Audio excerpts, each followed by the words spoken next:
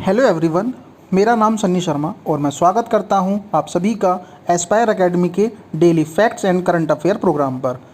आज दिनांक 8 अगस्त 2020, दिन शनिवार। आज की पहली करंट अफेयर है, प्रोफेसर प्रदीप कुमार जोशी यूपीएससी के नए अध्यक्ष बने। प्रोफेसर प्रदीप कुमार जोशी को संघ लोक सेवा आयोग यूपीएससी का नया अध्यक्ष नियुक्त किया गया। वह अरविंद सक्सेना की जगह लेंगे। प्राप्त जानकारी के अनुसार यूपीएससी के नए अध्यक्ष के रूप में प्रोफेसर जोशी का कार्यकाल 12 मई 2021 तक रहेगा। प्रोफेसर जोशी इसके पहले छत्तीसगढ़ और मध्य प्रदेश लोक सेवा आयोग दोनों के अध्यक्ष थे। वे मई 2015 में यूपीएससी में सदस्य के रूप में शामिल हुए।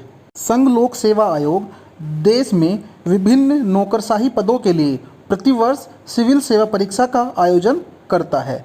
यह परीक्षा 3 चरणों में आयोजित की जाती है। ये 3 चरण प्रारंभिक, मुख्य और साक्षात्कार हैं।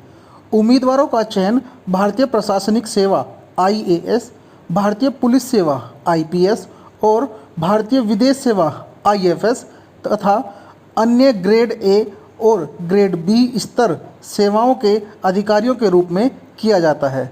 हाल ही में आयोग ने आधिकारिक वेबसाइट पर 829 पदों के लिए परिणाम जारी किया, जिसमें हरियाणा के सोनीपत जिले के प्रदीप मलिक ने टॉप किया था। आज के दिन की एक अन्य करंट अफेयर है, आरबीआई ने लॉन्च की पायलट योजना। भारतीय रिजर्व बैंक आरबीआई ने पायलट योजना के तहत बिना इंटरनेट के 200 रुपये तक ट्रांजैक्शन की सुविधा शुरू की है। इसके तहत एक बार में 200 रुपये तक भुगतान की अनुमति होगी। पायलट योजना 31 मार्च 2021 तक चलेगी।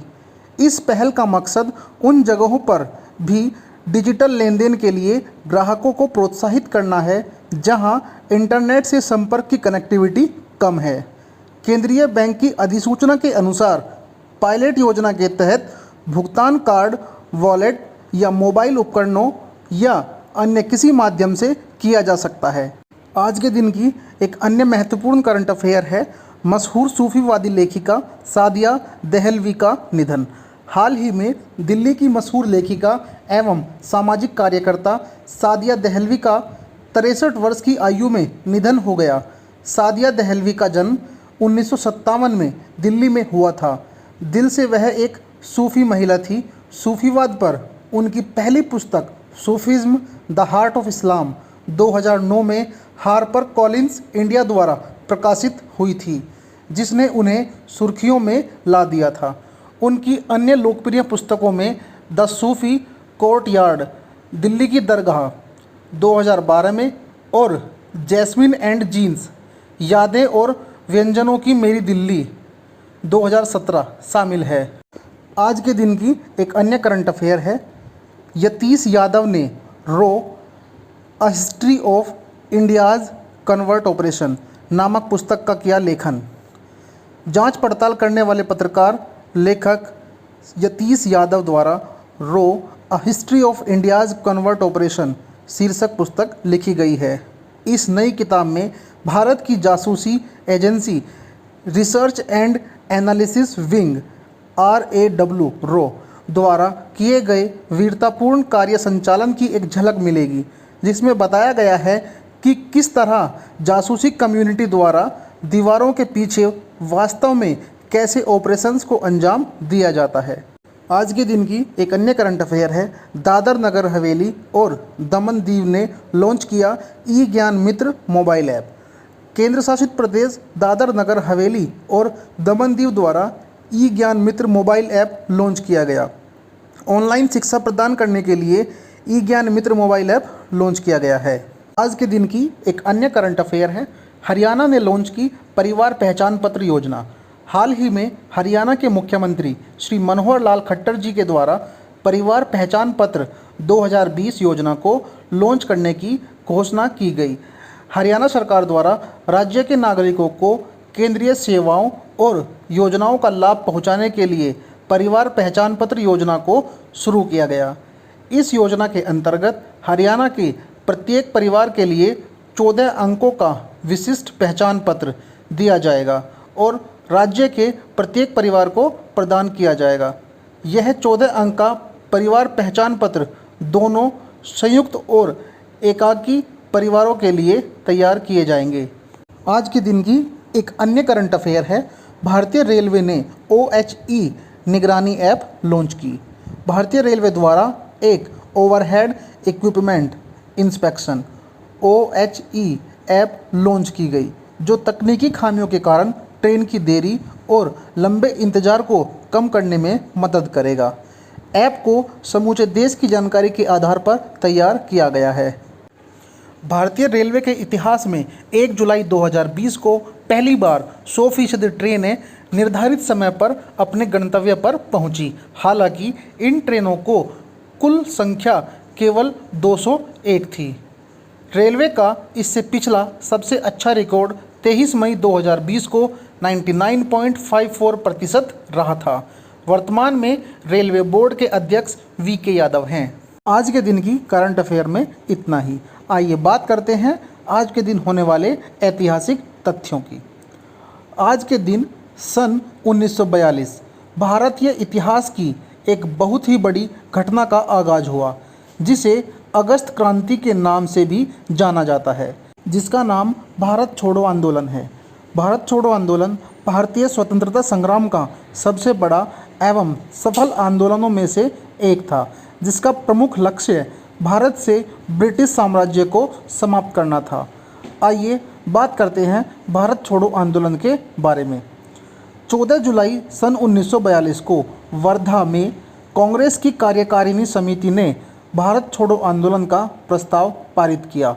भारत छोड़ो आंदोलन 8 अगस्त की रात को मुंबई के ग्वालियर टैंक मैदान कांग्रेस की बैठक में मंजूरी मिली। मंजूरी मिलते ही 9 अगस्त को भारत छोड़ो आंदोलन पूरे भारत में एक साथ प्रारंभ हुआ। हालांकि गांधी जी एवं अन्य वरिष्ठ कांग्रेसी नेताओं की फौरन गिरफ्तारी से इस आंदोलन पर प्रभाव पड़ा। गिरफ्तारी से पहले महात्मा गांधी जी ने अपने ऐतिहासिक भाषण में अंग्रेजों को भारत छोड़ो और भारतीयों के लिए करो या मरो का आदेश जारी किया। इसी दौरान नेताजी सुभाष चंद्र बोस ने आज़ाद हिंद फौज के लिए दिल्ली चलो और तुम मुझे खून दो मैं तुम्हें आज़ादी दूंगा के नारे दिए।